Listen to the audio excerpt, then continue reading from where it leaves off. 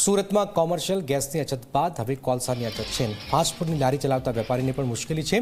કોલસાનો stock ન હોવાનું દુકાનદારનું રટણ છે। કોલસાના ભાવમાં પ્રતિ કિલો ₹2નો વધારો થયો છે।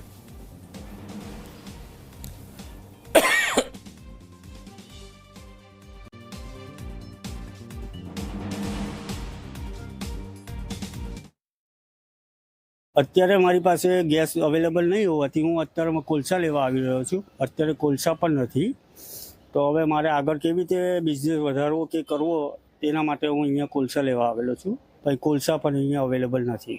શું જવાબ મળે છે? અલગ અલગ દુકાને ગયા તો બપોર પછી મળશે એવી શક્યતા છે। કોલસાના ભાવમાં પણ વધારો થયો છે? હા, એવું કંઈ જાણવા મળ્યું છે કે ₹2 વધેલા છે। હવે કઈ રીતે ધંધો ચલાવશો?